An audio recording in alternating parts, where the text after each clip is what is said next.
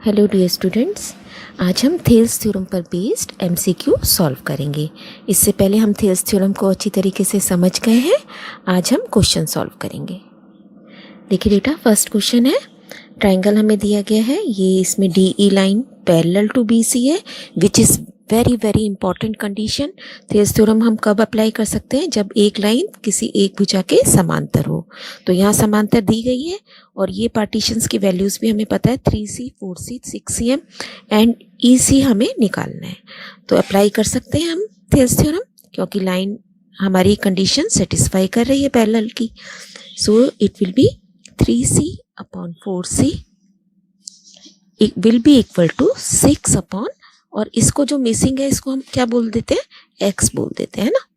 अब इसे सॉल्व करते हैं। देखिए C से C कट गया, अब सीधा आप क्रॉस मल्टीप्लाई करेंगे। 3x is equal to 6 into 4 and अगले स्टेप में आप x को यहीं छोड़ेंगे, 3 को डिवीजन में ले जाएंगे। So x is equal to 8cm। Answer is C। Next देखिए, again DE is parallel to AB। Triangle देखिए इस तरीके से बना हुआ है, फाइंड x। तो ये भी बेटा इस तरीके के क्वेश्चन में कोई कंफ्यूज नहीं होना, रूल हमारा वही है, this upon this will be equal to this upon this, या this by this is equal to this by this, है ना। किसी भी तरीके से हम कर सकते हैं। तो आपको ये लिखना है 3x plus 19 upon x plus 3। इसके बटे में इसको लिखा तो इसके बटे में भी इसको लिखेंगे। किसके इक्वल होगा ये? 3x प्लस 4 अपॉन x, है ना। बहुत पेशेंस से क्रॉस मल्टीप्लाई कर देंगे सीधा। तो ये क्या बन गया? x इंटू 3x प्लस 19, बीच में इक्वल, फिर दो टर्म्स हैं ब्रैकेट में डालेंगे, 3x प्लस 4 सॉल्व करेंगे। 3x square plus 19x is equal to 3x square plus 13x plus 12।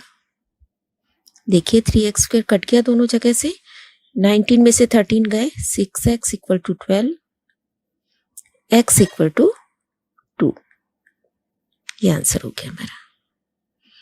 Next देखिए, again this by this parallel है लाइन, है ना। फटाफट आपने चेक करना है और इसको x मानते हुए बहुत जल्दी MCQ करना है ना हमें अब की बार। So it will be 1.8 upon 5.4। तो देखिए बेटा, डेसिमल से डेसिमल कट जाएगा, एक ही पॉइंट है क्योंकि दोनों के बाद, तो ये क्या रहेगा? 1/3। तो x is equal to 7.2 upon 3, it will be 2.4 cm। Next आपको अपने आप करना है इसी तरीके का क्वेश्चन। देखिए ये आपको जिस तरीके से अभी हमने सीखा है अपने आप करेंगे आप। ये क्वेश्चन भी same, this upon this will be equal to this by this, ऐसे करके आप x की वैल्यू निकालेंगे। Now find X Y. इस क्वेश्चन में एक x मिसिंग है, एक y मिसिंग है। तो बेटा जब हम y के लिए कंडीशन लगाएंगे तो हमें पता है इसके बटा में ये बराबर है दिस बाय दिस, तो पहले y निकालते हैं। तो हमारे पास क्या आ जाएगा? 4 बाय, और इसमें साथ में ये कंडीशन भी है, BC is parallel to DE, ये दिया है हमें ना। And then we will apply Thales theorem. 4 by y will be equal to 3 by 5। बहुत इजी है, y will be equal to 4 into 5 upon 3, तो ये क्या हो जाएगा? 20/3 cm। ठीक है।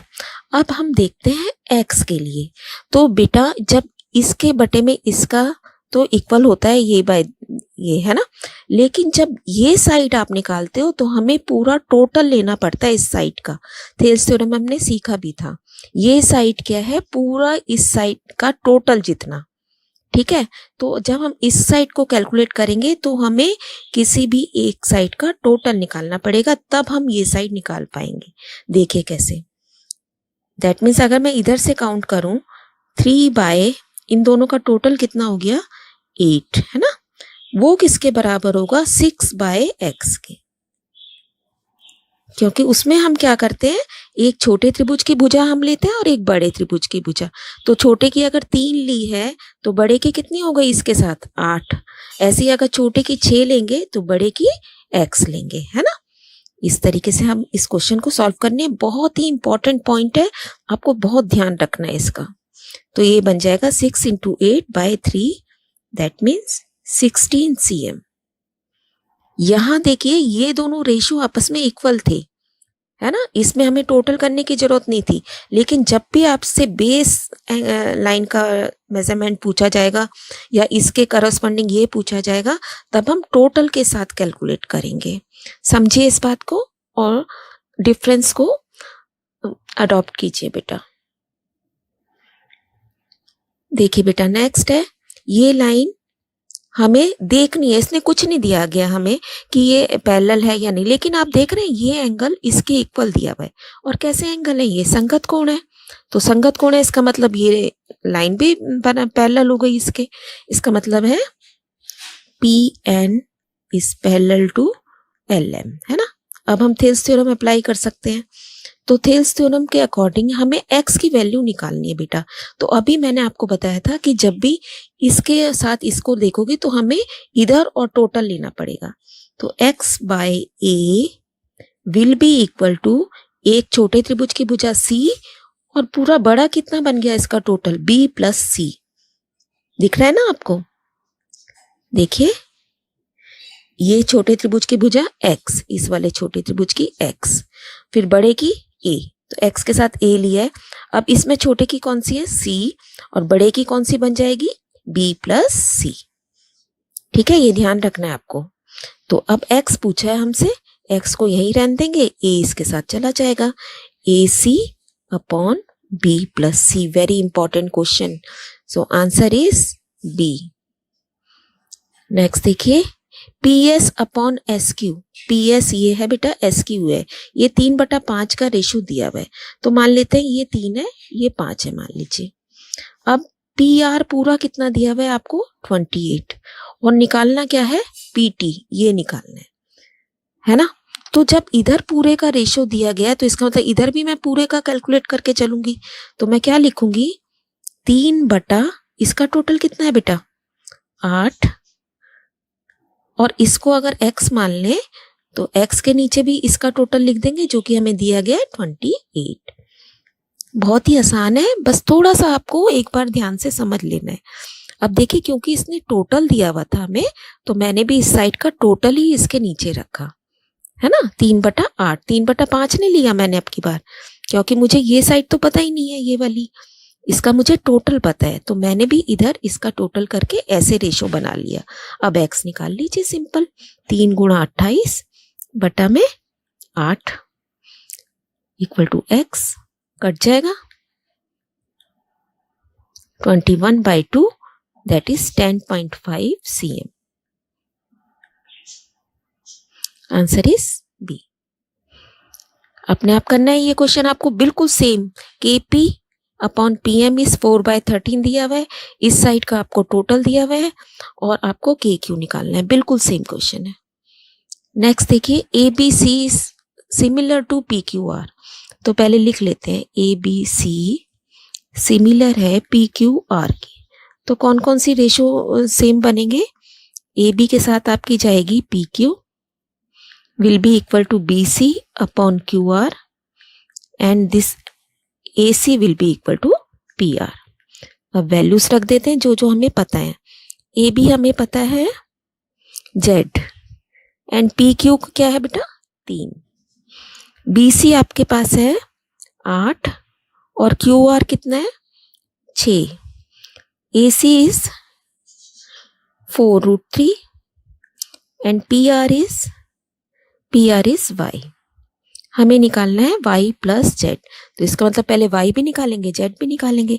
देखिए, इसके साथ इसको क्रॉस मल्टीप्लाई कर दीजिए सीधा, तो Z आ जाएगा 8/6 × 3 4 cm, है ना।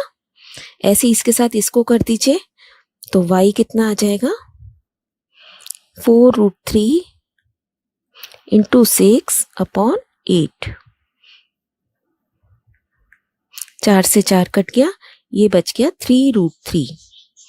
अब y और z दोनों मुझे पता चल गए, तो y plus z is 3√3 plus 4, है ना। इसको अनलाइक टर्म्स है, हम आगे सॉल्व नहीं कर सकते। Answer is B. नेक्स्ट देखिए बेटा, अगेन दो ट्रायंगल सिमिलर दिए हुए, ABC is similar to DEF। कौन कौन सी साइड्स जाएंगे? AB बटा DE बराबर होगा BC बटा EF and will be equal to AC बटा DF, है ना। तो अब इनकी वैल्यूज रख देते हैं। AB is 2x minus 1, DE 18, BC 2x plus 2, EF 3x plus 9, AC is 3x and DF 6x। अब बेटा इसमें से आप देखिए कि इन तीनों कंडीशंस में से हम कहीं कोई सी इजीली सॉल्व कर सकते हैं। तो देखिए कौन सी है, ये वाली, जिसमें x से x कट जाएगा और क्या रह जाएगा, सीधा 1/2। इसका मतलब ये सारी टर्म्स भी जो है ना आपकी 1/2 के रेशो में है। तो अगर इसको सॉल्व करें 18 और ये 2x माइनस 1 जो कि AB है हमारी, तो अगर ये 18 है तो ऊपर वाली इसकी आधी है, अगर ये 2 है तो ऊपर 1 है ना। इसका मतलब नीचे वाला डबल है ऊपर वाले से। तो हम सीधा क्या लिख सकते हैं, 2x माइनस 1 कितना हो गया आपका, मेंटल मैथ से ही 9 हो गया ये, है ना, क्योंकि ये 18 का आधा है। तो x कितना आ गया आपके पास, 5। x की वैल्यू कितनी आ गई, 5। अब उसने हमसे पूछा है AB क्या था बेटा, 2x माइनस 1, जिसको हम सीधा क्या निकाल चुके हैं, 9। तो AB का आंसर हो गया 9। सेकंड केस में वो पूछ रहा है AC बताइए, AC कितना है, AC हमारा 3x है। तो 3x, x की वैल्यू हम 5 निकाल चुके हैं, AC इज 3x, x की वैल्यू 5 है, तो ये बन गया 3 × 5 that is 15 cm। Answer is C. ठीक है बेटा, तो इस तरीके से आपको इन क्वेश्चंस की प्रैक्टिस करनी है, समझना है, इंटरेस्टिंग है, बहुत मजा आएगा आपको इनको करने में। Keep on learning, stay blessed.